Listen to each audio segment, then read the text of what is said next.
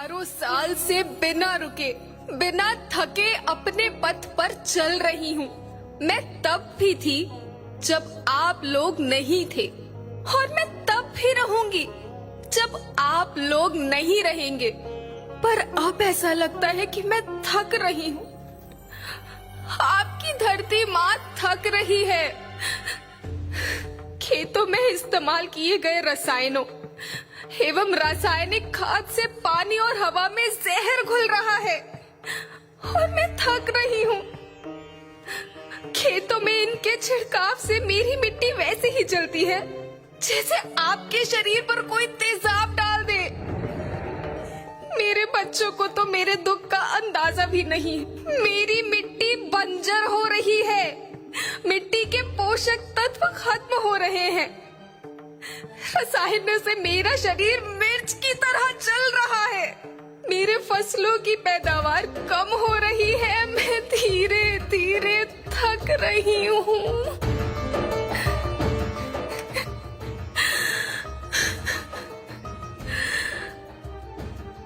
लेकिन मुझे याद आता है, पहले मैं बहुत सुंदर थी, बहुत प्रसन्न थी, हमेशा हंसती थी। मुझे आज भी याद है।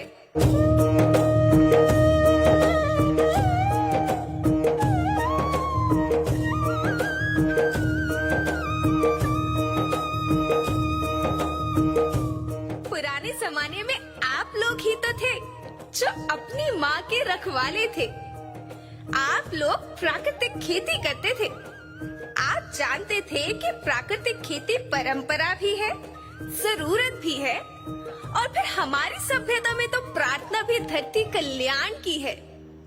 ओम द्यो शांति, अंतरिक्ष शांति, पृथ्वी शांति, औषधया शांति, वनस्पतया शांति।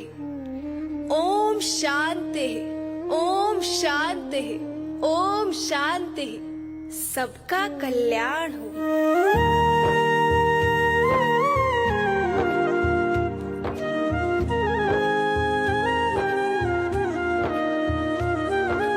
नदियाँ, जंगल, झरने, पर्वत रखना इन्हें संवार के। इनको रौंदा तुम न बचोगे, धरती कहे पुकार के।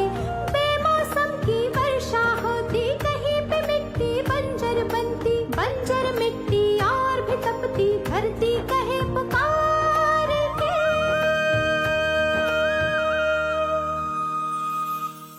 हजारों साल से मनुष्य धरती की गोद में रहता आया है।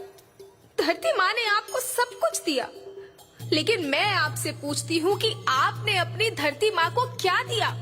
ये जहरीले रसायन, अप्राकृतिक खाद जो मिट्टी को बंजर कर रहे हैं, उर्वरकता को बर्बाद कर रहे हैं। आप अच्छी पैदावार के लालच में जो रासायनिक खाद अपने खेतों में डाल रहे हैं, वो अभी तो लाभ देगी, लेकिन लंबे समय में उसी रासायनिक खाद का नुकसान है। रासायनिक खाद जहर समान है, जहर समान। और तो और फसल में पानी की खपत भी बढ़ गई है, जिससे खेती की लागत बढ़ रही है और पानी का स्तर जमीन के काफी नीचे जा रहा है।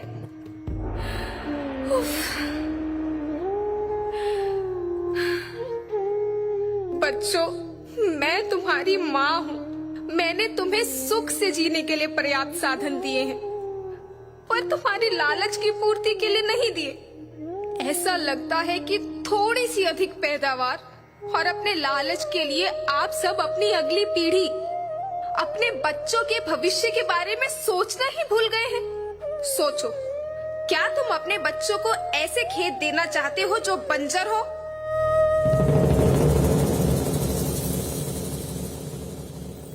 मैं माटी हूँ। माँ होना मेरे नाम में बसा है। पोषण करने के लिए ही मैंने जन्म लिया है। करोड़ों साल तक धरती पर सांसों की डोर आगे बढ़ाई। पेट भरा जब सबका, तभी मैंने संतुष्टि पाई। वो माँ हूँ मैं सबकी, जिसने जन्म न देकर भी जीवन संभव बनाया। अन्नदाता मेरे पुत्र किसान, तुमने ही तो इसमें मेरा साथ निभाया। दिन रात सींच पसीने से मुझको हर मुंह तक रोटी पहुंचाई। जब तुमने माथे मुझे लगाया, मैं हरियाली बनकर मुस्काई। याद रखना, मिट्टी बंजर होने से और धरती के नुकसान से किसी एक देश, एक द्वीप, एक समाज या एक धर्म का नुकसान नहीं है, बल्कि सभी का है, क्योंकि सभी आपस में बंधे हैं। धरती की श्रृंखला टूटी, माला टूटी, सब बिखर जाएंगे, सब खत्म हो जाएंगे।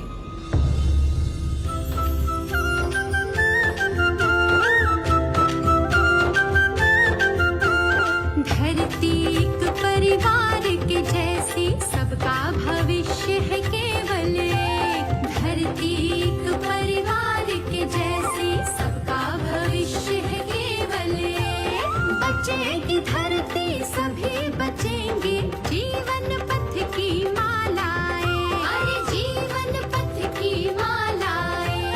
हीरा माणिक पन्ना मोती, माना सबके रूप अनेक।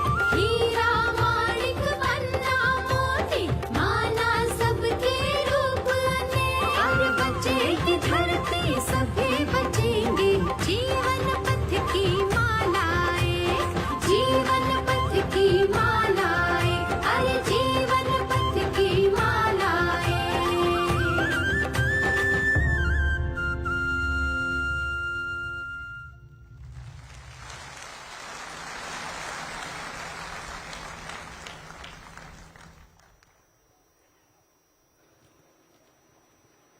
धरती एक परिवार के जैसी, सबका भविष्य है केवल एक। भारतीय सहकारी महासम्मेलन के शीर्ष मंच से वसुधैव कुटुंबकम के मंत्र को गुंजित करती, प्राकृतिक खेती का दिव्य संदेश देती है अद्भुत सांस्कृतिक प्रस्तुति। इन बालिकाओं के प्रोत्साहन के लिए आप सबका बहुत बहुत आभार। अब मैं माननीय प्रधानमंत्री जी से आग्रह करता हूं, कृपया मंच पर पधार कर अपना स्थान ग्रहण करें। मान्यवर, माननीय गृह एवं सहकारिता मंत्री तथा अन्य गणमान्य विभूतियों से भी हम मंच पर पधारने का अनुरोध करते हैं।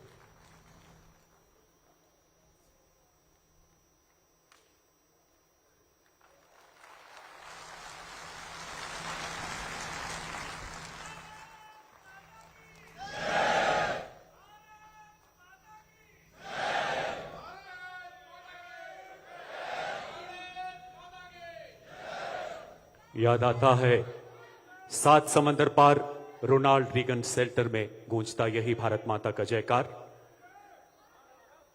भौगोलिक सीमाओं की परिधि से परे अंतर्राष्ट्रीय स्तर पर हर विश्व मंच जिनकी मौजूदगी से खुद को गौरवान्वित पाता है, जिनके आगमन की प्रतीक्षा में दुनिया का हर देश पलकें बिछाता है, ऐसे यशस्वी प्रधानमंत्री जी के सानिध्य से हम कृतकृत्य हैं। माननीय सहकारिता राज्य मंत्री श्री BL वर्मा जी से निवेदन, माननीय प्रधानमंत्री जी का अंग वस्त्र से अभिनंदन करें।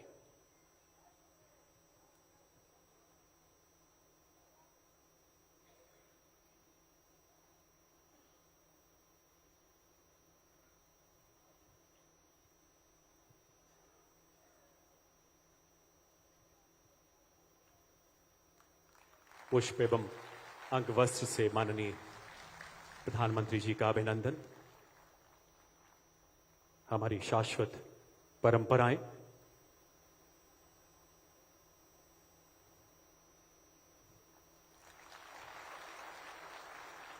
अब श्री दिलीप संघाणी, अध्यक्ष भारतीय राष्ट्रीय सहकारी संघ, माननीय प्रधानमंत्री जी को स्मृति चिन्ह भेंट कर उनका अभिवादन करेंगे।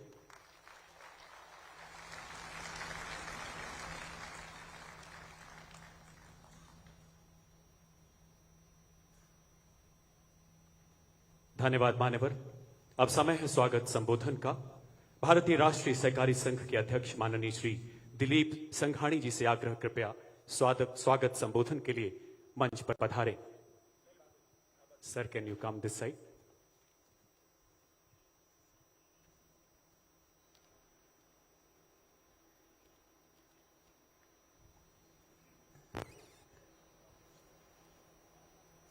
सत्तरवें भारतीय सहकारी सम्मेलन में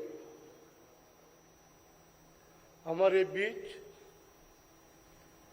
आज सिर्फ भारत के नेतृत्व नहीं, पूरी दुनिया में और देश भी जिसका नेतृत्व का स्वागत कर रहे हैं, ऐसे यशस्वी प्रधानमंत्री माननीय नरेंद्र भाई मोदी जी सहकारी क्षेत्र में सफलता की गाथा का इतिहास जिन पर मोदी साहब ने जिम्मेदारी दी सहकारी मंत्री की, उनके बाद देश में सहकारिता इतिहास आज नया लिखा जा रहा है।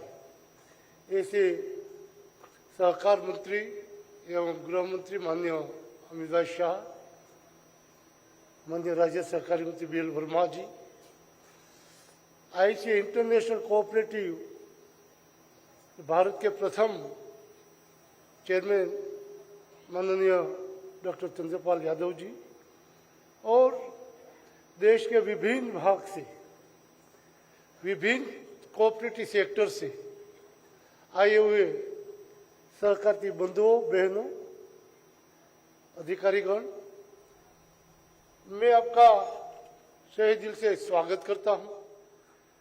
आप सब जानते हैं देश में माननीय प्रधानमंत्री जिन्होंने नया सहकारी मंत्रालय बनाया, उनके बाद सहकारिता में जो जान आई है, भारत में 1904 में सहकारिता शुरू हुआ, करीब 118 साल के पहले। तब से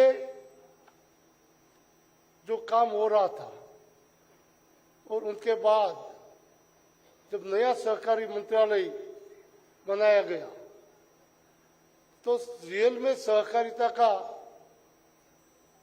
जो देश को फायदा होना चाहिए वो आज हम अनुभूति कर रहे हैं। देश में 8.5 लाख कोऑपरेटिव सोसाइटी के माध्यम से करीब 30 करोड़ सदस्य इनके साथ जुड़े हुए हैं।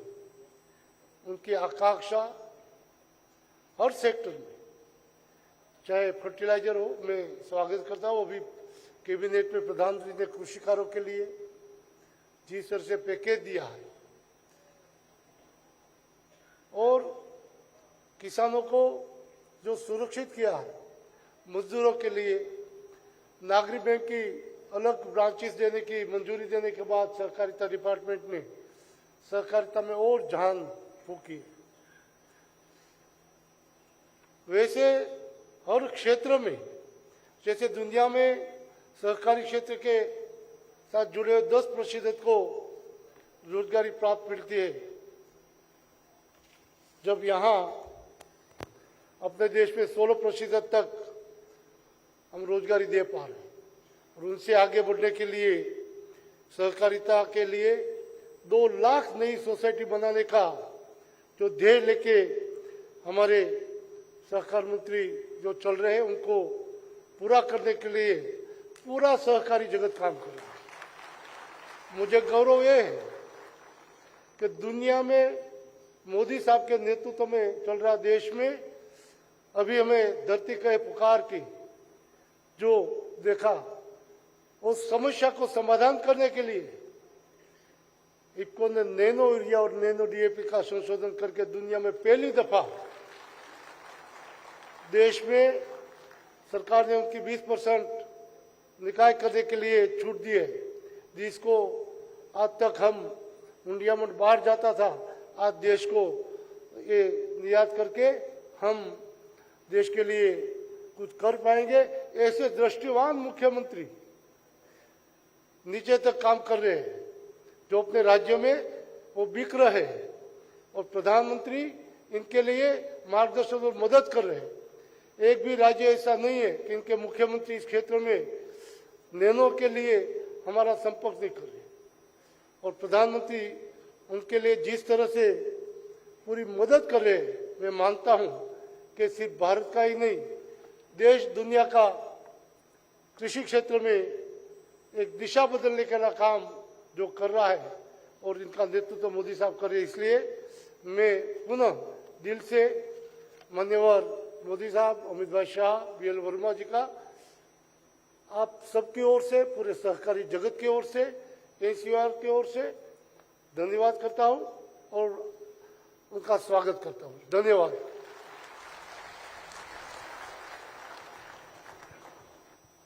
धन्यवाद श्रीमान।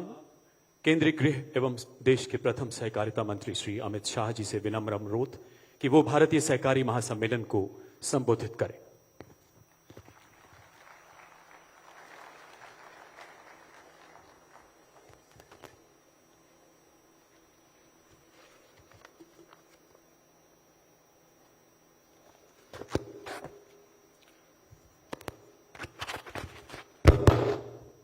सत्तरवें भारतीय सहकारी महासम्मेलन में हम सब के बीच में उपस्थित श्रद्धेय प्रधानमंत्री श्रीमान नरेंद्र मोदी जी की मंत्रिपरिषद में मेरे साथी श्री BL वर्मा जी, आज जिनके निमंत्रण पर हम सब यहां पर एकत्रित हुए हैं, ऐसे राष्ट्रीय सहकारी संघ के अध्यक्ष श्रीमान दिलीप भाई जी, डॉक्टर चंद्रपाल सिंह जी, और आज देश भर के सहकारिता आंदोलन से जुड़े हुए आज की इस कांग्रेस में प्रतिनिधि नाते उपस्थित भाइयों बहनों, आप सभी को नमस्कार। मित्रों, हम सब के लिए गौरव का विषय है कि बड़े लंबे अंतराल के बाद राष्ट्रीय सहकारी सम्मेलन में देश के प्रधानमंत्री शिरकत कर रहे हैं और हम सबका आज मार्गदर्शन भी करेंगे। मैं आज देश भर के सहकारिता आंदोलन से जुड़े हुए प्रमुख साथियों के सामने एक बात कहना चाहता हूं कि सहकारिता आंदोलन आजादी से पहले लगभग 115 साल पुराना है हमारे देश में, और आजाद हुए तब से सहकारिता क्षेत्र के कार्यकर्ताओं की एक प्रमुख मांग थी कि सहकारिता मंत्रालय को अलग बना लिया जाए।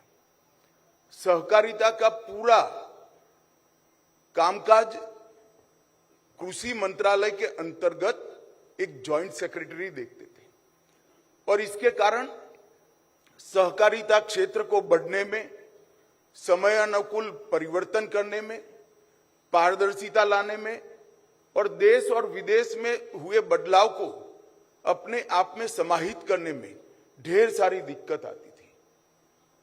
प्रधानमंत्री जी जब दूसरी बार प्रधानमंत्री बने, मुझे कहते हुए बड़ा हर्ष हो रहा है कि उन्होंने 75 साल से लंबित हमारी मांग को पूरा कर एक स्वतंत्र सहकारिता मंत्रालय बनाया, और मैं स्पष्ट रूप से देख रहा हूं कि एक स्वतंत्र मंत्रालय बनने से, प्रधानमंत्री जी के सीधा मार्गदर्शन मिलने से और एक स्वतंत्र मंत्री सचिव फुल फ्लेज मंत्रालय बनने से सहकारिता मंत्रालय में और सहकारिता के क्षेत्र में ढेर सारे परिवर्तन संभव हुए हैं और आगे पर भी होते रहेंगे। इसलिए मैं आप सबसे अनुरोध करना चाहता हूं कि पहली बार सहकारिता मंत्रालय बनने के बाद प्रधानमंत्री जी हमारी राष्ट्रीय परिषद में आए हैं। हम सब खड़े होकर प्रधानमंत्री जी के सम्मान में ढेर सारी तालियां बजाकर समग्र देश में संदेश दें।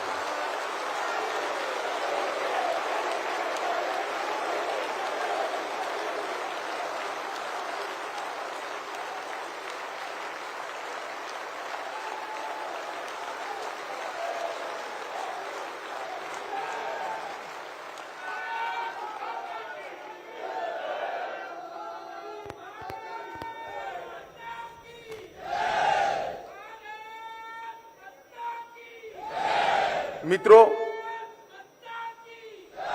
भारतीय सहकारी महासम्मेलन हम सब जानते हैं भारतीय सहकारी संघ ने आहूत किया है। भारतीय सहकारी संघ एक प्रकार से सहकारिता क्षेत्र की सर्वोच्च संस्था है, और दिलीप भाई सांघानी के नेतृत्व में मेरा ये जो 2 साल का अनुभव आया है, हर इनिशिएटिव को, हर बदलाव को, हर पहल को पैक्स से लेकर एपेक्स तक पहुंचाने में सहकारिता संघ ने बहुत अच्छा तालमेल भी बिठाया है और प्रयास भी किया है।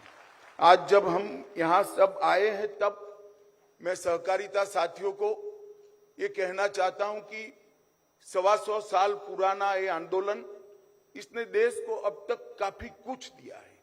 ये सदी में हमने ढेर सारा उपलब्धियों को प्राप्त किया है, मगर विगत 25-30 साल से हमारा क्षेत्र एक ठहराव की अनुभूति कर रहा था। हमने ढेर सारे अचीवमेंट करे हैं, जैसे मैंने कहा कृषि वितरण, ऋण वितरण की अर्थव्यवस्था में हम लगभग 29% का हिस्सा सहकारी आंदोलन का है। उर्वरक के वितरण में 35% का हिस्सा सहकारिता आंदोलन का है। उर्वरक के उत्पादन में 25% का हिस्सा सहकारी क्षेत्र का है। चीनी के उत्पादन में 35% से ज्यादा हिस्सा सहकारिता क्षेत्र का है। स्पिंडल के क्षेत्र में लगभग 30% स्पिंडल देश में सहकारी संस्थाओं के माध्यम से चलते हैं। दूध की खरीदी, बिक्री और उत्पादन में हमारा हिस्सा 15% को छू रहा है। गेहूं की खरीदी में 13%, धान की खरीदी में 20% और ढेर सारी क्रेडिट कोऑपरेटिव सोसाइटियां, हाउसिंग कोऑपरेटिव सोसाइटियां, मत्स्य उत्पादन समितियां और कोऑपरेटिव बैंक्स, इसके माध्यम से विशेषकर छोटे वर्ग की आजीविका के लिए सहकारी क्षेत्र के आंदोलन ने बहुत सारा हमने किया है। आज ये सहकारिता महासम्मेलन से देश भर की सहकारिता हमसे अपेक्षा कर रही है कि हमने, मोदी जी ने जो आजादी के अमृत काल की व्याख्या की है, आजादी के अमृत महोत्सव से लेकर आजादी की शताब्दी तक की, ये 25 साल गत सदी में हमने जो योगदान देश के विकास में किया है, उससे ज्यादा योगदान ये 25 साल में करने का संकल्प आज इस सहकारिता सम्मेलन में हमने करना है। आज हमने यहां से तय कर जाना है कि सहकारिता के साथ युवाओं को जोड़ेंगे, सहकारिता को साथ महिलाओं को जोड़ेंगे और सहकारिता के माध्यम से गरीब व्यक्ति की अपने घर की अर्थव्यवस्था को समृद्ध करने का हम प्रयास करेंगे। सहकारिता का विकास सिमेट्रिक करने के लिए भी हमने इसी सम्मेलन के बाद चिंता करनी है। ढेर सारा काम हुआ है, मगर बहुत काम बाकी भी है। नए क्षेत्रों को भी सहकारिता के साथ हमने समाहित करना है और कंप्यूटराइजेशन, मॉडर्नाइजेशन और एक खुलापन इस सहकारिता के अंदर आए, इसके लिए सेल्फ डिसिप्लिन से सुधारों को हमने स्वीकारना पड़ेगा। इस दिशा में भी हम आगे बात करेंगे। मित्रों, मोदी जी के नेतृत्व में हमने ढेर सारे इनिशिएटिव सहकारिता के क्षेत्र में लिए हैं। सबसे पहले संवैधानिक ढांचे के भीतर राज्य और केंद्र के अधिकारों को खलल करे बगैर सहकारिता कानून में समानता लाने का एक प्रयास नरेंद्र मोदी सरकार ने किया और मोदी जी के इनिशिएटिव से multi state cooperative society act में संशोधन का काम संसद की संसदीय समिति ने सर्वानुमत से करा है। ढेर सारा कंसल्टेशन आप लोगों के साथ भी हुआ है और इसी सत्र के अंदर ये कानून आने वाला है। इसके साथ साथ पैक्स के कानून, पैक्स के उपनियम, बायलॉज समग्र देश में अलग अलग थी। इसके अंदर एक वाक्यता लाने के लिए सहकारिता मंत्रालय ने पैक्स के बायलॉज को बनाकर सभी राज्यों और केंद्र शासित प्रदेशों को एडवाइजरी के रूप में भेजा। मुझे कहते हुए आनंद है कि 26 राज्य और केंद्र शासित प्रदेशों ने पैक्स के कानून को, उपनियमों को स्वीकार कर लिया है। देश के 85% पैक्स इस सितंबर के बाद एक ही बायलॉज से चलेंगे और उसके माध्यम से हमने पैक्स को बहुआयामी बनाने का काम किया है। पैक्स अब डेयरी का भी काम कर सकेंगे, पैक्स अब मछुआरा समिति का भी काम कर सकेंगे। इससे पैक्स का एक्सपांशन बहुत सरल हो जाएगा और ढेर सारी गतिविधियों को हमने पैक्स के साथ जोड़ा है, जैसे कॉमन सेवा केंद्र, जिससे पैक्स को वायबल बनाने में तो लाभ होगा ही होगा, मगर पैक्स एक प्रकार से ग्रामीण सुविधा का आत्मा बन जाएगा। रिटेल आउटलेट को बदलने में भी हमने इनिशिएटिव लिए हैं। एक बहुत बड़ी खाद्यान्न भंडारण योजना भी प्रधानमंत्री जी ने अभी अप्रूव की है। हम इसको ट्रायल बेस पर सभी राज्यों में एक एक पैक्स को ले रहे हैं। इससे हमारा भंडारण व्यवस्था में अगर ये योजना हम सब मिलकर सफल करते हैं, मुझे विश्वास है होगी ही सफल, तो भंडारण व्यवस्था में कोऑपरेटिव की हिस्सेदारी 35% से ज्यादा अगले 5 साल के अंदर होगी। इससे आप समझ सकते हैं पैक्स कितने वायबल होंगे। हमने देश भर की कोऑपरेटिव का एक डेटाबेस बनाया है जिसका 90% काम समाप्त हो चुका है। यहां भारतीय सहकारी संघ में बैठकर सहकारिता मंत्रालय में और किसी भी रजिस्ट्रार, स्टेट रजिस्ट्रार की ऑफिस में क्लिक करने मात्र से ही हर गांव के अंदर कितनी सहकारी संस्था है, हर तहसील के अंदर कितनी सहकारी संस्थाएं हैं, हर जिले में कितनी सहकारिता संस्था है, इसका एक मैप मिल जाएगा। इससे हम वैक्यूम को आइडेंटिफाई कर खाली जगहों की पहचान कर हम हमारे एक्सपांशन का काम करेंगे। अगले 3 साल के अंदर हमने लक्ष्य रखा है कि अभी जो 85,000 पैक्स है, इसके जगह अगले 3 साल में ये देश की हर पंचायत में पैक्स होगा। मतलब 3 लाख पैक्स इस देश के अंदर अस्तित्व में आएंगे। तभी जाकर सहकारिता का खाका बहुत मजबूत होगा। जेम प्लेटफॉर्म पर क्रेता के रूप में और मार्केटिंग के लिए, दोनों के लिए जेम से हमें मंजूरी देने का काम माननीय प्रधानमंत्री जी ने किया है और ढेर सारे इनिशिएटिव लिए हैं। गैस की एजेंसियों के लिए भी क्षेत्र को खोला है, पेट्रोल पंप के लिए भी खोला है। 1100 नए एफपीओ पैक्स के माध्यम से बन रहे हैं और अब खाद्य वितरण में भी पैक्स की भूमिका को हमारे खाद्य मंत्री मनसुख भाई मांडविया ने सुनिश्चित किया है। ढेर सारे इनिशिएटिव, सस्ती अनाज की दवाइयों की दुकानें जो प्रधानमंत्री जन आरोग्य केंद्र के माध्यम से होती है, वो भी अब पैक्स कर पाएंगे। ढेर सारे काम किए हैं। सालों से आयकर के कानून में हमें अन्याय होता था, कंपनी के साथ हमारी समानता नहीं थी। प्रधानमंत्री जी ने एक ही झटके में सारी असमानताओं दूर कर कंपनी के साथ कोऑपरेटिव को एक समान दर्जा दिया है। इससे हमारा बहुत बड़ा फायदा आने वाले दिनों में होने वाला है। शुगर मिलों के सालों से लंबित 15,000 करोड़ के टैक्स डिस्प्यूट और फ्यूचर में ये टैक्स डिस्प्यूट जनरेट न हो, इस तरह की व्यवस्था करी है। मैं आज सबको विनंती करना चाहता हूं कि बहुत जोर से ताली बजाकर इसका स्वागत करिए। 15,000 करोड़ रुपया,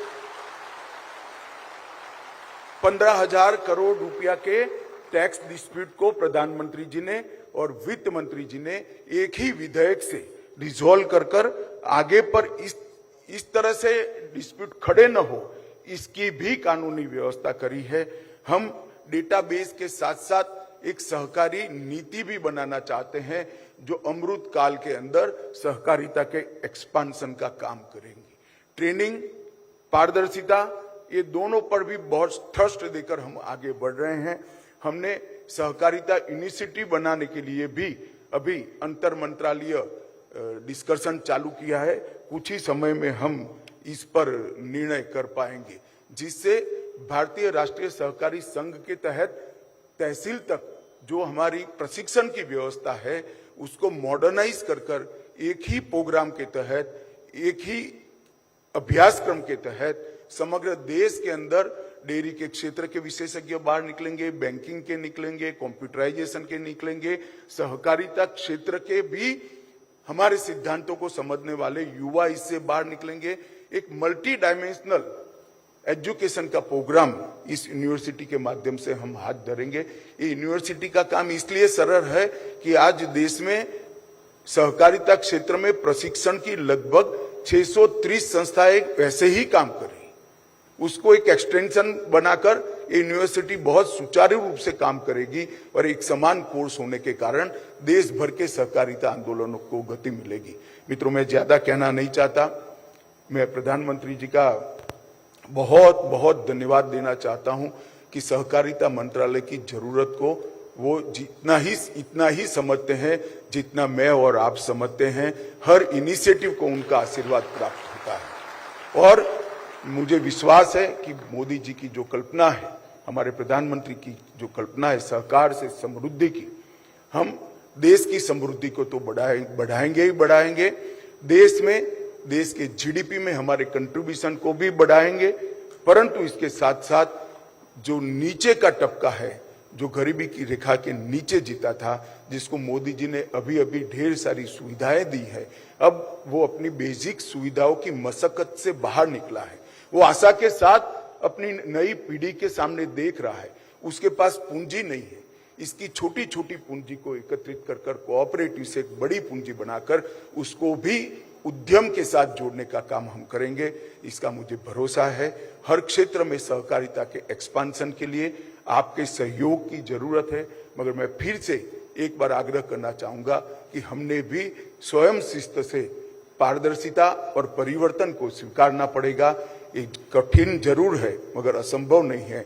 अगर हम ये कर लेते हैं तो समग्र देश के सहकारिता आंदोलन को हम बड़ा बल देंगे और प्रधानमंत्री जी का जो कार्यकाल है वो सहकारिता का इतिहास में सुवर्ण अक्षरों से लिखा जाएगा, इसका मुझे विश्वास है। आप सभी का बहुत बहुत धन्यवाद। वंदे मातरम।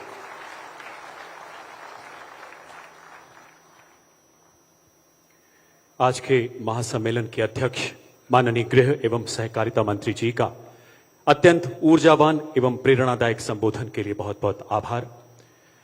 देवी और सज्जनों, भारतीय राष्ट्रीय सहकारी संघ ने सहकारिता क्षेत्र में महत्वपूर्ण बदलाव लाने के लिए ई कॉमर्स वेबसाइट एवं एडवाइजरी पोर्टल विकसित किए हैं। माननीय प्रधानमंत्री जी से सादर अनुरोध, कृपया रिमोट का बटन दबाकर इन ई पोर्टल्स का विमोचन करें। माननीय प्रधानमंत्री महोदय।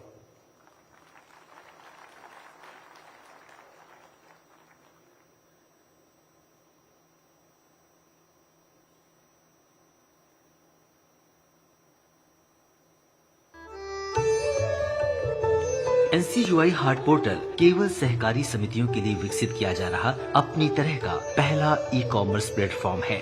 NCUI हाट प्रोजेक्ट तैयार करने के लिए गूगल समर्थित स्टार्टअप कंपनी को सूचीबद्ध किया गया है, जिससे पोर्टल का निर्माण और प्रचार प्रसार हो सकेगा। ऑनलाइन बाजार उपलब्ध कराने के अलावा NCUI हाट पोर्टल सहकारी समितियों को उत्पादों के पंजीकरण, ब्रांडिंग और प्रचार में प्रशिक्षण देने के साथ ही डेटा विश्लेषण के माध्यम से बिक्री बढ़ाने में सुविधा प्रदान करेगा। NCUI पोर्टल व्यवसाय वृद्धि के लिए नई तकनीकी और सहकारी समितियों के बीच सूचनाओं के आदान प्रदान के लिए एक मंच उपलब्ध कराएगा। NCUI हाट पोर्टल सरकार द्वारा शुरू की गई सामाजिक कल्याण योजनाओं के साथ साथ अन्य सेवाओं का लाभ उठाने के लिए प्रशिक्षण सहायता भी प्रदान करेगा। पोर्टल पर ऑन बोर्डिंग के साथ साथ सभी प्रशिक्षण और सहायता निःशुल्क प्रदान की जाएगी। Cooperative extension and advisory services portal अपनी तरह का पहला ऑनलाइन प्लेटफॉर्म है जो लर्निंग मैनेजमेंट सिस्टम और कोऑपरेटिव रिसोर्स सेंटर से मिलकर बना है। सहकारी प्रबंधन के विभिन्न पहलुओं पर ऑनलाइन पढ़ाई करने का ये पहला ऑनलाइन प्लेटफॉर्म है जो युवाओं और महिलाओं को शिक्षित करेगा और जीवंत भारत के लिए सहकार से समृद्धि के सपने को साकार करेगा। विमोचन के लिए बहुत बहुत धन्यवाद मान्यवर। NCUI सहकारिता मंत्रालय द्वारा की गई विभिन्न ऐतिहासिक पहलों के माध्यम से सहकारिता आंदोलन को सशक्त बना रहा है। इस गौरवशाली अभियान की कुछ झलकियां देखते हैं, आइए इस लघु फिल्म के माध्यम से। Please sit back and admire.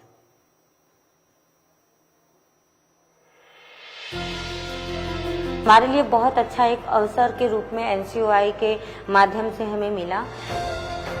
Handmade products के साथ साथ डिजिटल भी सिखाया जाता है। कोशिश कर रहे हैं जी थोड़ा थोड़ा आगे बढ़ने की। अभी थोड़ा सेटअप करा है हमने, जीवामृत बनाया है। 5000 लोग जुड़े हुए हैं। भारत का कोऑपरेटिव सेक्टर काफी पुराना है, वाइब्रेंट है। चाहे वो चीनी मिलें हो, खाद कारखाने हो, डेयरी हो, ऋण की व्यवस्था हो, अनाज की खरीद हो, कोऑपरेटिव सेक्टर की भागीदारी बहुत बड़ी है। हमारी सरकार ने इससे जुड़ा नया मंत्रालय भी बनाया है और उसका मूल कारण किसानों की ज्यादा से ज्यादा मदद करने का है। हमारी कोऑपरेटिव में एक वाइब्रेंट बिजनेस एंटिटी बनाने का बहुत स्कोप होता है। आपका लक्ष्य होना चाहिए कि कोऑपरेटिव को एक सफल बिजनेस एंटरप्राइज में कैसे बदलें। प्रधानमंत्री जी ने राह दिखाई और साल 2021 में सहकारिता मंत्रालय का गठन किया गया, जिससे सहकारिता आंदोलन को एक नई पहचान मिली। सहकारिता मंत्रालय ने सहकारी समितियों को पेशेवर और प्रतियोगी बनाने के लिए कुल 45 योजनाएं बनाई हैं और पैक्स को डेयरी, मत्स्य पालन, Jan Aushadhi, petrol pump, LPG जैसे क्षेत्रों में व्यवसाय शुरू करने के लिए सशक्त कर रही है। जब तक कोऑपरेटिव में बेसिक प्राइमरी सोसाइटी को मजबूत नहीं करते हैं, कोऑपरेटिव मजबूत नहीं होती। तो एक पैक्स आएगी जो कृषि में ऋण देने का काम करेगी। इसके बाद में ग्रामीण डेयरी आएगी जो उसके बाद में जिला डेयरी से जुड़ती है और फेडरेशन से जुड़ती है। उसके बाद में अर्बन कोऑपरेटिव बैंक्स आएंगे। सहकारिता मंत्रालय के सहकार से समृद्धि के संकल्प को पूरा करने का बीड़ा भारत की सहकारी आंदोलन की शीर्षस्थ संस्था NCUI यानी भारतीय राष्ट्रीय सहकारी संघ ने उठाया है। भारतीय राष्ट्रीय सहकारी संघ अपने 291 सदस्य संस्थाओं के माध्यम से देश के 8.5 लाख से ज्यादा सहकारी समितियों के शिक्षण और प्रशिक्षण के लिए काम करता है। पिछले 2 वर्षों में मंत्रालय द्वारा शुरू की गई नई गतिविधियों और उद्देश्यों को पूरा करने के लिए उद्यमिता विकास एवं सहकारिता केंद्र का गठन किया गया, जिसके तहत अगस्त 2021 में NCUI हाट की स्थापना की गई। NCUI ने अंतर्राष्ट्रीय एवं राष्ट्रीय स्तर की संस्थाओं जैसे German development corporation, art of living, HCL foundation, IIT Delhi, NIFT, Indian institute of millet research IIMR के साथ साझेदारी की है, जिससे सहकारी समितियों को आधुनिक तकनीक एवं कारगर उत्पादन एवं व्यवसाय विकास की मजबूती प्रदान हो सके। साथ ही NCUI देश की प्रतिष्ठित निजी कंपनियों के CSR के तहत आर्थिक सहयोग से विश्व स्तर का कौशल विकास केंद्र नोएडा में स्थापित कर रहा है, जिससे सहकारी समिति के सदस्यों को अपनी आजीविका के नए तरीके सीखने का अवसर मिलेगा। सहकारी क्षेत्र के लिए देश का पहला ई-कॉमर्स प्लेटफॉर्म शुरू किया जा रहा है, जिससे सहकारी समितियों को ऑनलाइन बाजार के साथ साथ अब पोर्टल पर अपना व्यवसाय चलाने के लिए जरूरी प्रशिक्षण एवं ब्रांडिंग, पैकेजिंग और लॉजिस्टिक का सपोर्ट निःशुल्क उपलब्ध कराया जाएगा। NCUI देश के सहकारी बंधुओं को प्रशिक्षित करने के लिए cooperative extension and advisory services नाम का ऑनलाइन पोर्टल भी शुरू करने जा रहा है। आइए हम सभी सहकार बंधु मिलकर भारत सरकार के सहकार से समृद्धि के संकल्प को साकार करने हेतु सहकारिता मंत्रालय और भारतीय राष्ट्रीय सहकारी संघ के नए उपक्रमों को सफल बनाने में अपनी भागीदारी निभाएं। ये थी सहकारिता की नई विकास यात्रा को दर्शाती लघु फिल्म। देवी और सज्जनों, इस नवनिर्मित भव्य प्लेनरी हॉल में मौजूद सहकारिता परिवार के हजारों लोगों के अलावा डिजिटल माध्यम द्वारा आज के इस अभूतपूर्व कार्यक्रम से जुड़े करोड़ों सहकारिता साथी माननीय प्रधानमंत्री जी के दिव्य उद्बोधन के लिए उत्सुक हैं, आह्लादित हैं, बेसब्री से प्रतीक्षारत हैं। आपसे करबद्ध आग्रह महोदय, अपने संबोधन से हमें अनुग्रहित करें, अपने आशीर्वचनों से हमारा मार्गदर्शन करें माननीय प्रधानमंत्री श्री नरेंद्र मोदी जी।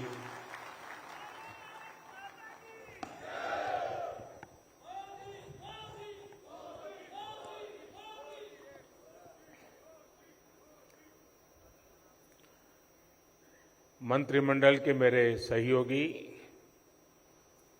श्रीमान Amit Shah, national cooperative union के प्रेसिडेंट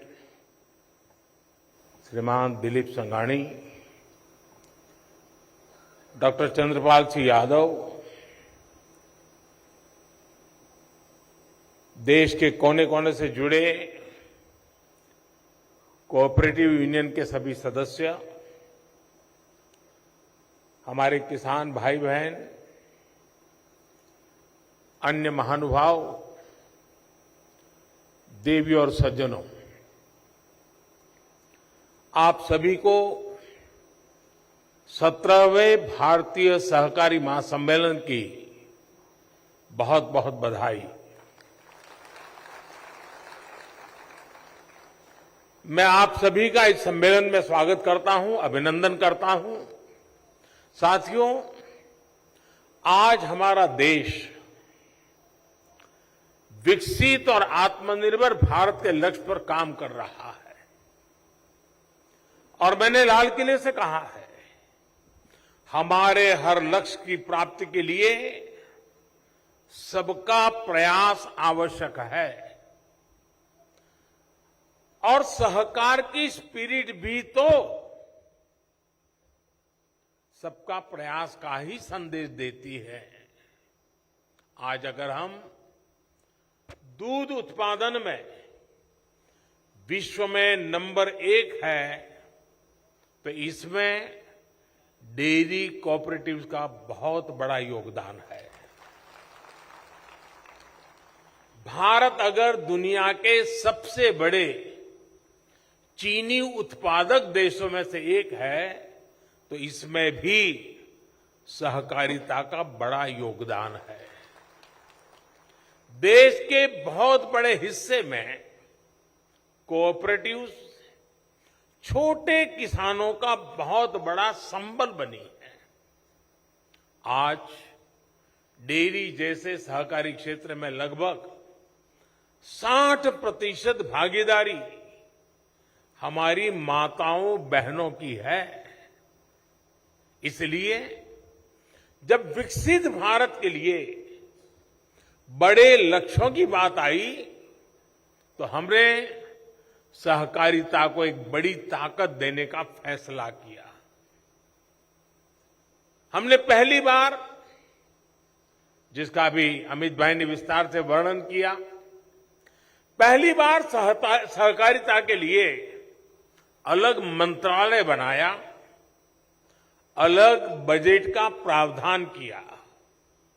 आज कोऑपरेटिव्स को वैसी ही सुविधाएं, वैसा ही प्लेटफॉर्म उपलब्ध कराया जा रहा है जैसा कॉरपोरेट सेक्टर को मिलता है। सहकारी समितियों की ताकत बढ़ाने के लिए उनके लिए टैक्स की दरों को भी कम किया गया है। सहकारिता क्षेत्र से जुड़े जो मुद्दे वर्षों से लंबित थे, उन्हें तेज गति से सुलझाया जा रहा है। हमारी सरकार ने सहकारी बैंकों को भी मजबूती दी है। सहकारी बैंकों को नई ब्रांच खोलनी हो, लोगों के घर पहुंचकर बैंकिंग सेवा देनी हो, इसके लिए नियमों को आसान बनाया गया है। साथियों, इस कार्यक्रम से इतनी बड़ी संख्या में हमारे किसान भाई बहन जुड़े हैं। बीते 9 वर्षों में जो नीतियां बदली हैं, निर्णय लिए गए हैं, उनसे क्या बदलाव आया है, ये आप अनुभव कर रहे हैं। आप याद कीजिए, 2014 से पहले अक्सर किसानों की मांग क्या होती थी?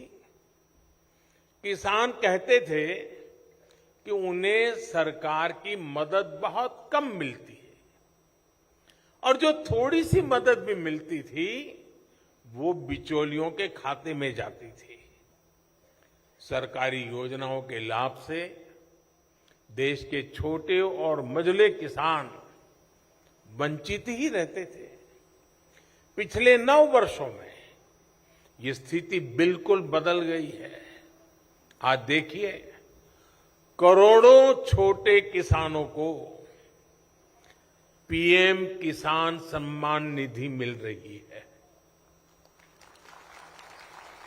और कोई बिचौलिया नहीं, कोई फर्जी लाभार्थी नहीं। बीते 4 वर्षों में इस योजना के तहत 2.5 लाख करोड़ रुपए,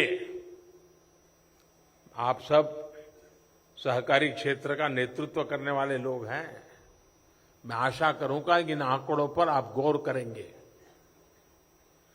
2.5 लाख करोड़ रुपए सीधे किसानों के बैंक खातों में भेजे गए। ये कितनी बड़ी रकम है, इसका अंदाजा आप एक और आंकड़े से अगर मैं तुलना करूंगा तो आप आसानी से लगा सकेंगे। 2014 से पहले के 5 वर्षों के कुल कृषि बजट ही मिला दें, 5 साल का एग्रीकल्चर बजट, तो वो 90,000 करोड़ रुपए से कम था। 90,000 से कम, यानी तब पूरे देश के कृषि व्यवस्था पर जितना खर्च तब हुआ, उसका लगभग 3 गुना हम सिर्फ एक स्कीम यानी पीएम किसान सम्मान निधि पर खर्च कर चुके हैं। साथियों, दुनिया में निरंतर महंगी होती खादों, केमिकल्स का बोझ किसानों पर ना पड़े, इसकी भी गारंटी, और ये मोदी की गारंटी है, केंद्र की भाजपा सरकार ने आपको दी है। आज किसान को यूरिया बैग, एक बैग का करीब करीब 270 रुपये से भी कम कीमत पर यूरिया की बैग मिल रही है। यही बैग बांग्लादेश में 720 रुपये में, पाकिस्तान में 800 रुपये में, चीन में 2100 रुपये में, और भाइयों बहनों, अमेरिका जैसे विकसित देश में इतना ही यूरिया 3,000 रुपये से अधिक में किसानों को मिल रहा है। मुझे नहीं लगता है कि आपके गले बात उतर रही है।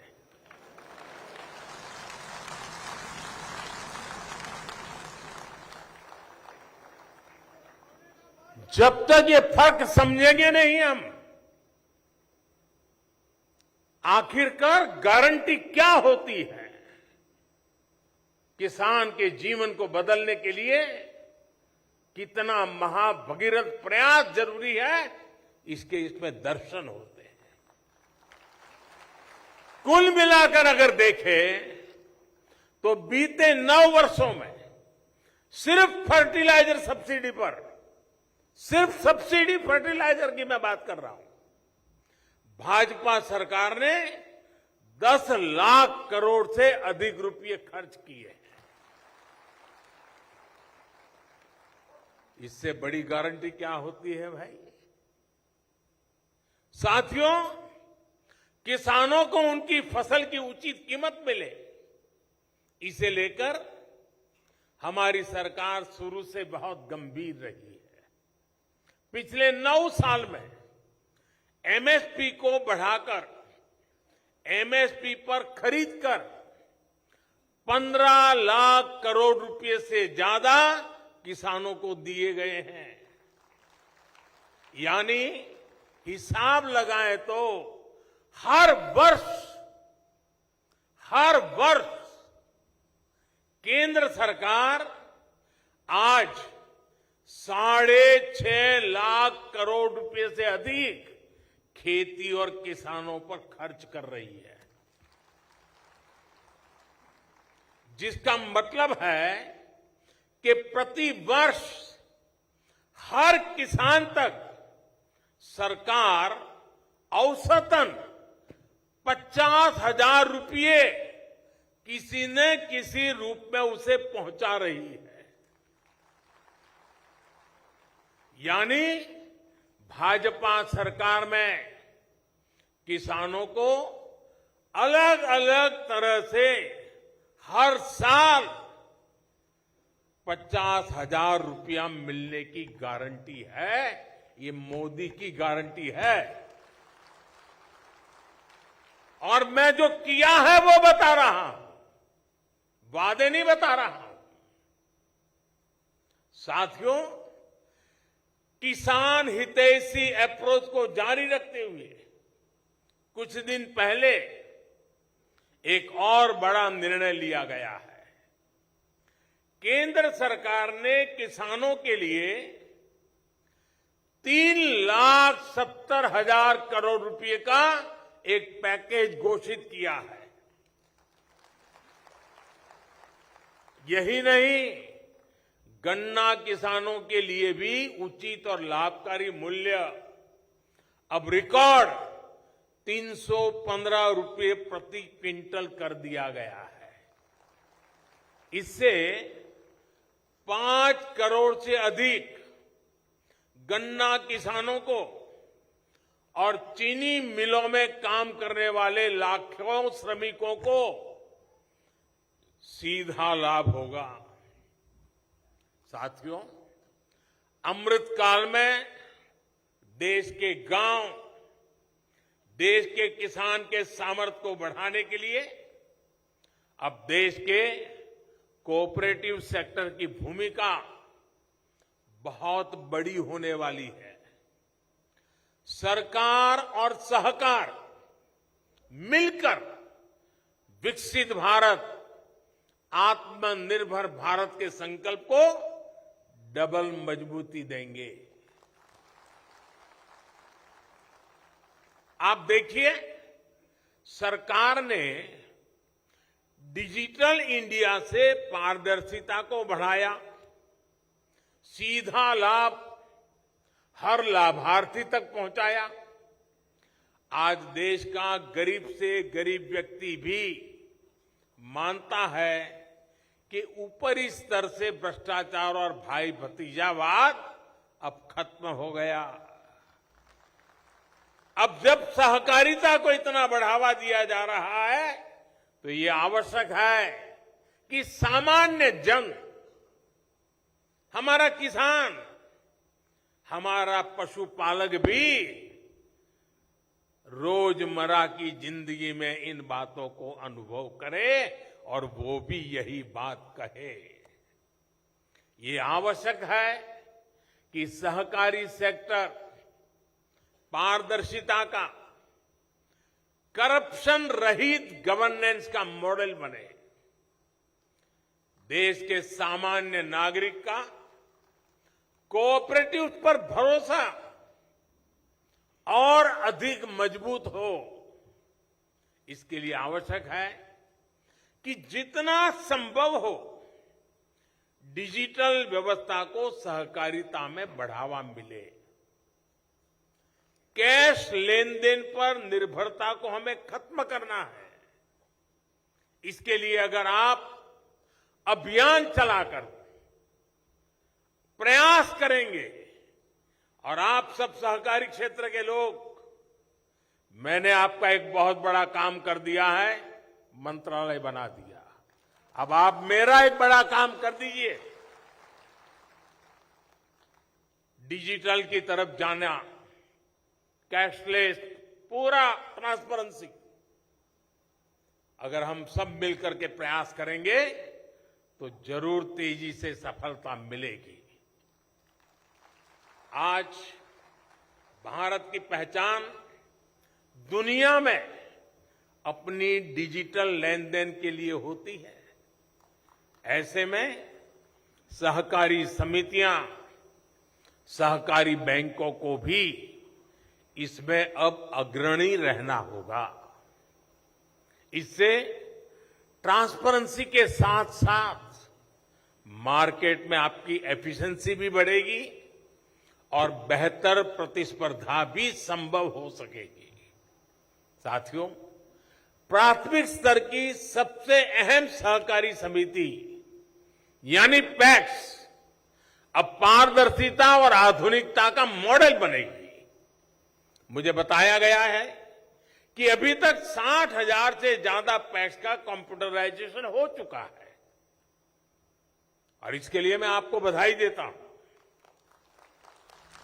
लेकिन बहुत आवश्यक है कि सहकारी समितियां भी अपना काम और बेहतर करें, टेक्नोलॉजी के प्रयोग पर बल दें। जब हर स्तर की सहकारी समितियां कोर बैंकिंग जैसी व्यवस्था अपनाएंगी, जब सदस्य ऑनलाइन ट्रांजैक्शन को 100% स्वीकार करेंगे, तो इसका देश को बहुत बड़ा लाभ होगा। साथियों, आज आप ये भी देख रहे हैं कि भारत का निर्यात, एक्सपोर्ट लगातार नए रिकॉर्ड बना रहा है। मेक इन इंडिया की चर्चा भी आज पूरी दुनिया में हो रही है। ऐसे में आज सरकार का प्रयास है कि सहकारिता भी इस क्षेत्र में अपना योगदान बढ़ाए। इसी उद्देश्य के साथ आज हम मैन्युफैक्चरिंग से जुड़ी सहकारी समितियों को विशेष रूप से प्रोत्साहित कर रहे हैं। उनके लिए टैक्स को भी अब बहुत कम किया गया है। सहकारिता सेक्टर निर्यात बढ़ाने में भी बड़ी भूमिका निभा रहा है। डेयरी सेक्टर में हमारे कोऑपरेटिव बहुत शानदार काम कर रहे हैं। मिल्क पाउडर, बटर और घी आज बड़ी मात्रा में एक्सपोर्ट हो रहा है। अब तो शायद हनी में भी प्रवेश कर रहे हैं। हमारे गांव देहात में सामर्थ्य की कमी नहीं है, बल्कि संकल्पबद्ध होकर हमें आगे बढ़ना है। आज आप देखिए, भारत के मोटे अनाज, मिलेट्स, मोटे अनाज जिसकी पहचान दुनिया में बन गई है, श्री अन्न, ये श्री अन्न लेकर के उसकी भी चर्चा बहुत बढ़ रही है। इसके लिए विश्व में एक नया बाजार तैयार हो रहा है। और मैं तो अभी अमेरिका गया था, तो राष्ट्रपति जी ने जो भोज रखा था उसमें भी ये मोटे अनाज को श्री अन्न की वैरायटी रखी थी। भारत सरकार की पहल के कारण पूरी दुनिया में इस वर्ष को इंटरनेशनल मिलेट्स ईयर के रूप में मनाया जा रहा है। क्या आप जैसे सहकारिता के साथी देश के श्री अन्न को विश्व बाजार तक पहुंचाने के लिए प्रयास नहीं कर सकते? और इससे छोटे किसानों को आय का एक बड़ा साधन मिल जाएगा। इससे पोषक खान पान की एक नई परंपरा शुरू होगी। आप जरूर इस दिशा में प्रयास कीजिए और सरकार के प्रयासों को आगे बढ़ाइए। साथियों, बीते वर्षों में हमने दिखाया है कि जब इच्छा शक्ति हो तो बड़ी से बड़ी चुनौती को भी चुनौती दी जा सकती है। जैसे मैं आपसे गन्ना कोऑपरेटिव्स की बात करूंगा। एक समय था जब किसानों को गन्ने की कीमत भी कम मिलती थी और पैसा भी कई कई सालों तक फंसा रहता था। गन्ने का उत्पादन ज्यादा हो जाए तो भी किसान दिक्कत में, और गन्ने का उत्पादन कम हो तो भी किसान की परेशानी बढ़ती थी। ऐसे में गन्ना किसानों का कोऑपरेटिव्स पर भरोसा ही समाप्त हो रहा था। हमने इस समस्या के स्थायी समाधान पर फोकस किया। हमने गन्ना किसानों के पुराने भुगतान को चुकाने के लिए चीनी मिलों को 20,000 करोड़ रुपए का पैकेज दिया। हमने गन्ने से इथेनॉल बनाने और पेट्रोल में इथेनॉल की ब्लेंडिंग पर जोर दिया। आप कल्पना कर सकते हैं, बीते 9 साल में 70,000 करोड़ रुपए का इथेनॉल चीनी मिलों से खरीदा गया है। 70,000। इससे चीनी मिलों को गन्ना किसानों को समय पर भुगतान करने में मदद मिली है। पहले गन्ने के ज्यादा दाम देने वाले पर जो टैक्स लगा करता था उसे भी हमारी सरकार ने खत्म कर दिया है। टैक्स से जुड़ी जो दशकों पुरानी समस्याएं थी उसे भी हमने सुलझाया है। इस बजट में भी 10,000 करोड़ रुपए की विशेष मदद सहकारी चीनी मिलों को पुराना क्लेम सेटल करने के लिए दी गई है। ये सारे प्रयास शुगर कैन सेक्टर में स्थायी बदलाव ला रहे हैं, इस सेक्टर की कोऑपरेटिव्स को मजबूत कर रहे हैं। साथियों, एक तरफ हमें निर्यात को बढ़ाना है तो वहीं दूसरी तरफ आयात पर अपनी निर्भरता को निरंतर कम करना है। हम अक्सर कहते हैं कि भारत अनाज में आत्मनिर्भर है, लेकिन सच्चाई क्या है? केवल गेहूं, धान और चीनी में आत्मनिर्भरता काफी नहीं है। जब हम खाद्य सुरक्षा की बात करते हैं तो ये सिर्फ आटे और चावल तक सीमित नहीं रहे। मैं आपको कुछ बातें याद दिलाना चाहता हूं। खाने के तेल का आयात हो, दाल का आयात हो, मछली के चारे का आयात हो, फूड सेक्टर में प्रोसेस और अन्य उत्पादों का आयात हो, इस पर हम हर वर्ष, आप चौंक जाएंगे, मेरे किसान भाई बहनों को जगाइए, हर वर्ष 2 से 2.5 लाख करोड़ रुपया हम खर्च करते हैं जो पैसा विदेश जाता है। यानी ये पैसा विदेश भेजना पड़ता है। ये भारत जैसे अन्न प्रधान देश के लिए क्या सही बात है क्या? इतने बड़े होनहार सहकारी क्षेत्र का नेतृत्व मेरे सामने बैठा है, तो मैं स्वाभाविक रूप से आपसे अपेक्षा करता हूं कि हमें क्रांति की दिशा में जाना पड़ेगा। क्या ये पैसा भारत के किसानों के जेब में जाना चाहिए कि नहीं जाना चाहिए? क्यों विदेश जाना चाहिए? साथियों, हम ये समझ सकते हैं कि हमारे पास तेल के बड़े कुएं नहीं है, हमें पेट्रोल डीजल बाहर से मंगाना पड़ता है, वो हमारी मजबूरी है। लेकिन खाने के तेल में, उसमें तो आत्मनिर्भरता संभव है। आपको जानकारी होगी कि केंद्र सरकार ने इसके लिए मिशन मोड में काम किया है। जैसे एक मिशन पाम ऑयल शुरू किया है, पामोलिन की खेती, पामोलिन का तेल उसे उपलब्ध हो, उसी प्रकार से तिलहन के फसलों को बढ़ावा देने के लिए बड़ी मात्रा में इनिशिएटिव लिए जा रहे हैं।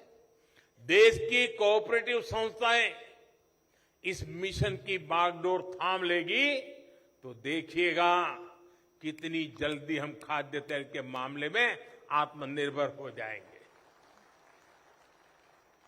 आप किसानों को जागरूक करने से लेकर प्लांटेशन टेक्नोलॉजी और खरीदी से जुड़ी हर प्रकार की जानकारी, हर प्रकार की सुविधाएं दे सकते हैं। साथियों, केंद्र सरकार ने एक बहुत बड़ी योजना फिशरीज सेक्टर के लिए शुरू की है। पीएम मत्स्य संपदा योजना से आज मछली के उत्पादन में बहुत प्रगति हो रही है। देश भर में जहां भी नदियां हैं, छोटे तालाब है, इस योजना से ग्रामीणों को, किसानों को आय का अतिरिक्त साधन मिल रहा है। इसमें लोकल स्तर पर फीड उत्पादन के लिए भी सहायता दी जा रही है। आज 25,000 से ज्यादा सहकारी समितियां फिशरीज सेक्टर में काम कर रही है। इससे फिश प्रोसेसिंग, फिश ड्राइंग और fish curing, fish storage, fish Canning, fish transport, ऐसे अनेक काम उनको आज ऑर्गेनाइज वे में बल मिल रहा है। मछुआरों का जीवन बेहतर बनाने में और रोजगार निर्माण में मदद मिली है। पिछले 9 वर्षों में इनलैंड फिशरीज में भी 2 गुनी वृद्धि हुई है।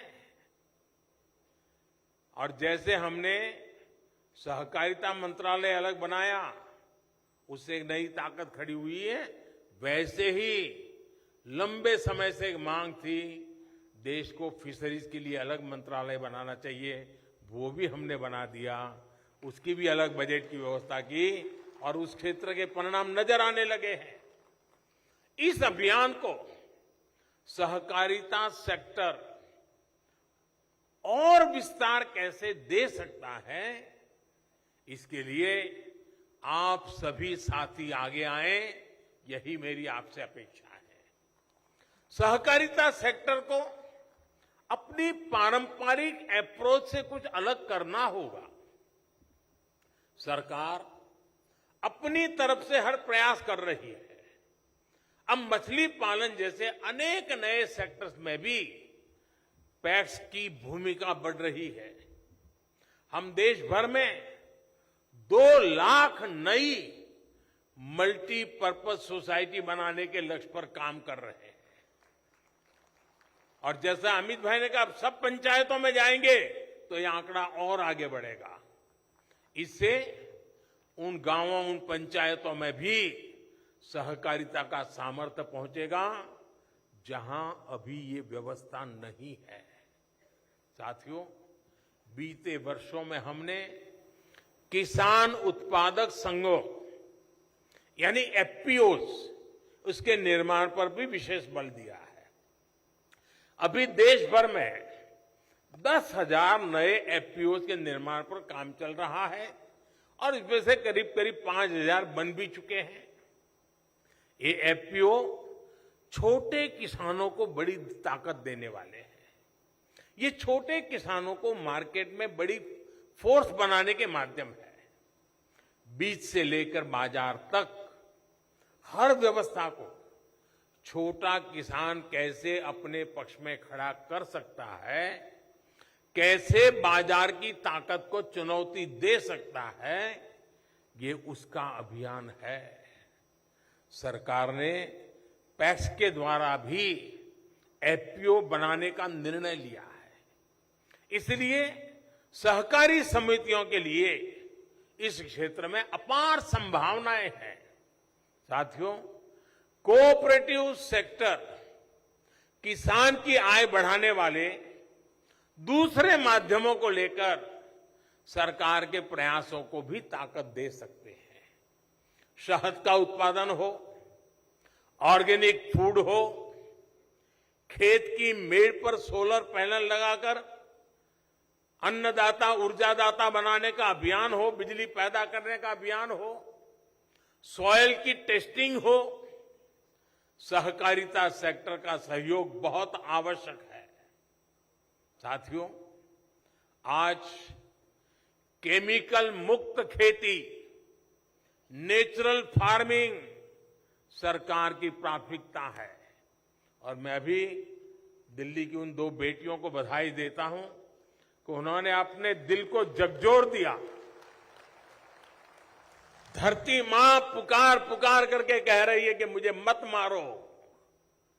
बहुत उत्तम तरीके से नाट्य मंचन के द्वारा उन्होंने हमें जगाने का प्रयास किया है। मैं तो चाहता हूं हर कोऑपरेटिव संस्था इस प्रकार की एक टोली तैयार करे, जो टोली हर गांव में इस प्रकार से मंचन करे, लोगों को जगाए।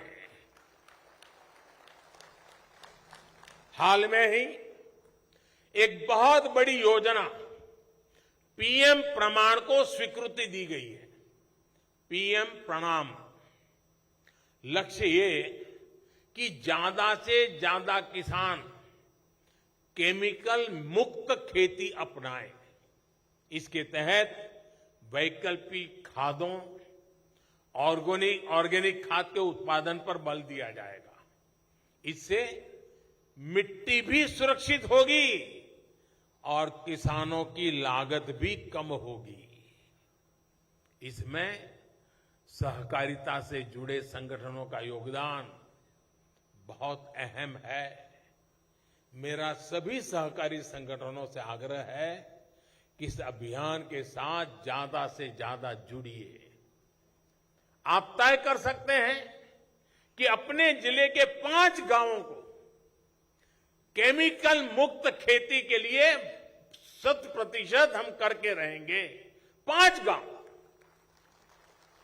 और उन 5 गांवों में किसी भी खेत में 1 ग्राम भी केमिकल का प्रयोग नहीं होगा, ये हम सुनिश्चित कर सकते हैं। इससे पूरे जिले में इसको लेकर जागरूकता बढ़ेगी, सबका प्रयास बढ़ेगा। साथियों, एक और मिशन है जो केमिकल मुक्त खेती और अतिरिक्त आय दोनों सुनिश्चित कर रहा है। ये है गोबर धन योजना। इसके तहत देश भर में वेस्ट से वेल्थ बनाने का काम किया जा रहा है। गोबर से, कचरे से बिजली और जैविक खाद बनाने का ये बहुत बड़ा माध्यम बनता जा रहा है। सरकार ऐसे प्लांट्स का एक बहुत बड़ा नेटवर्क तैयार कर रही है। देश में अनेक बड़ी बड़ी कंपनियों ने 50 से ज्यादा बायोगैस प्लांट तैयार किए हैं। गोवर्धन प्लांट्स के लिए सहकारी समितियों को भी आगे आने की आवश्यकता है। इससे पशुपालकों को तो लाभ होगा ही, जिन पशुओं को सड़कों पर छोड़ दिया गया है उनका भी सदुपयोग हो पाएगा। साथियों, आप सभी डेयरी सेक्टर में, पशुपालन के सेक्टर में बहुत व्यापक रूप से काम करते हैं। बहुत बड़ी संख्या में पशुपालक सहकारिता आंदोलन से जुड़े हैं। आप सभी जानते हैं कि पशुओं की बीमारी एक पशुपालक को कितने बड़े संकट में डाल सकती है। लंबे समय तक फूट एंड माउथ डिसीज, मुंह पका और खुर पका, हमारे पशुओं के लिए बहुत बड़े पीड़ा का कारण रही है। इस बीमारी के कारण हर साल हजारों करोड़ रुपए का नुकसान पशुपालकों को होता है। इसलिए पहली बार केंद्र सरकार ने, भारत सरकार ने इसके लिए पूरे देश में एक मुफ्त टीकाकरण अभियान चलाया है। हमें कोविड का मुफ्त वैक्सीन तो याद है, ये पशुओं के लिए भी उतना ही बड़ा मुफ्त वैक्सीन का अभियान चल रहा है। इसके तहत 24 करोड़ जानवरों का टीकाकरण किया जा चुका है, लेकिन अभी हमें एफएमडी को जड़ से खत्म करना बाकी है। टीकाकरण अभियान हो या फिर जानवरों की ट्रेसिंग हो, इसके लिए सहकारी समितियों को आगे आना चाहिए। हमें ये याद रखना होगा कि डेयरी सेक्टर में सिर्फ पशुपालक ही स्टेक होल्डर नहीं है। मेरी ये भावना का आदर करना साथियों, सिर्फ पशुपालक ही स्टेक होल्डर नहीं है, बल्कि हमारे पशु भी उतने ही स्टेक होल्डर है। इसलिए इसे अपना दायित्व समझकर हमें योगदान देना चाहिए। साथियों, सरकार के जितने भी मिशन हैं, उनको सफल बनाने में सहकारिता के सामर्थ्य में मुझे कोई संदेह नहीं है। और मैं जिस राज्य से आता हूं, वहां की मैंने सहकारिता की ताकत को देखा है। सहकारिता ने आजादी के आंदोलन में भी बहुत महत्वपूर्ण भूमिका निभाई है। इसलिए एक और बड़े काम से जुड़ने का आग्रह से मैं खुद को रोक नहीं पा रहा। मैंने आह्वान किया है कि आजादी के 75 वर्ष के अवसर पर हर जिले में 75 अमृत सरोवर बनाए। एक वर्ष से भी कम समय में करीब करीब 60,000 अमृत सरोवर देश भर में बनाए जा चुके हैं। बीते 9 वर्षों में सिंचाई हो या पीने का पानी हो, उसको घर घर खेत खेत पहुंचाने के लिए जो काम सरकार ने किए हैं, ये उसका विस्तार है। ये पानी के स्रोत बढ़ाने का रास्ता है, ताकि किसानों को, हमारे पशुओं को पानी की कमी ना आए। इसलिए सहकारी सेक्टर से जुड़े साथियों को भी इस पावन अभियान से जरूर जुड़ना चाहिए।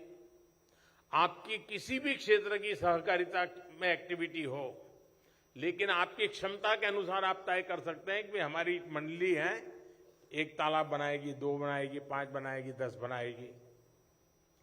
लेकिन हम पानी की दिशा में काम करें, गांव गांव में अमृत सरोवर बनेंगे तो भावी पीढ़ियां हमें बहुत आभार के साथ याद करेगी।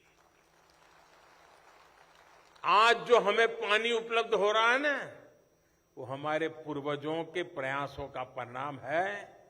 हमें हमारी भावी संतानों के लिए, उनके लिए भी हमें कुछ छोड़ के जाना है। पानी से जुड़ा ही एक और अभियान पर ड्रॉप मोर क्रॉप का है। स्मार्ट सिंचाई को हमारा किसान कैसे अपनाए, इसके लिए जागरूकता बहुत आवश्यक है। ज्यादा पानी ज्यादा फसल की गारंटी नहीं है।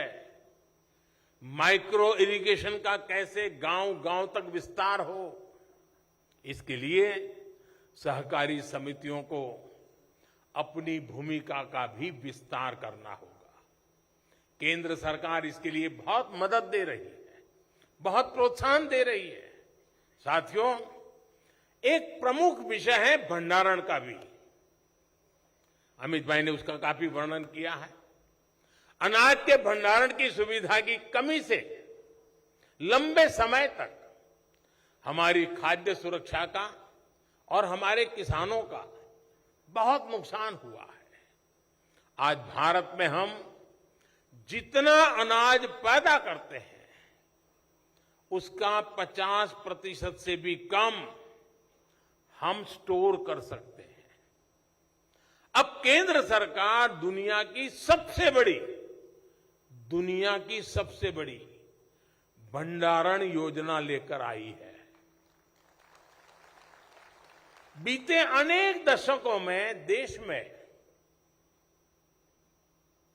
लंबे अरसे तक जो भी काम, उसका परिणाम क्या हुआ? करीब करीब 1400 लाख टन से अधिक की भंडारण क्षमता हमारे पास है। आने वाले 5 वर्ष में इसका 50% यानी लगभग 700 लाख टन की नई भंडारण क्षमता बनाने का हमारा संकल्प है। ये निश्चित रूप से बहुत बड़ा काम है, जो देश के किसानों का सामर्थ्य बढ़ाएगा, गांवों में नए रोजगार बनाएगा। गांवों में खेती से जुड़े इंफ्रास्ट्रक्चर के लिए पहली बार 1 लाख करोड़ रुपए का स्पेशल फंड भी हमारी सरकार ने बनाया है। मुझे बताया गया है कि इसके तहत बीते 3 वर्षों में 40,000 करोड़ रुपए का निवेश हो चुका है। इसमें बहुत बड़ा हिस्सा सहकारी समितियों का है, पैक्स का है। फार्म गेट इंफ्रास्ट्रक्चर के निर्माण में, कोल्ड स्टोरेज जैसी व्यवस्थाओं के निर्माण में सहकारी सेक्टर को और अधिक प्रयास करने की आवश्यकता है। साथियों, मुझे विश्वास है नए भारत में सहकारिता देश की आर्थिक धारा का सशक्त माध्यम बनेगी।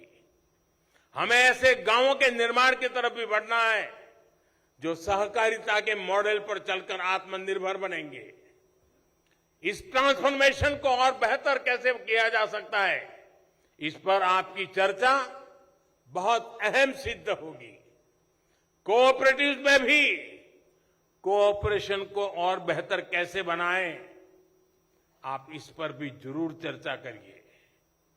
कोऑपरेटिव्स को राजनीति के बजाय समाज नीति और राष्ट्र नीति का वाहक बनना चाहिए। मुझे विश्वास है आपके सुझाव देश में सहकार आंदोलन को और मजबूती देंगे, विकसित भारत के लक्ष्य की प्राप्ति में मदद करेंगे। एक बार फिर आप सबके बीच आने का अवसर मिला, आनंद हुआ। मेरी तरफ से भी आपको बहुत बहुत शुभकामनाएं देता हूं। धन्यवाद।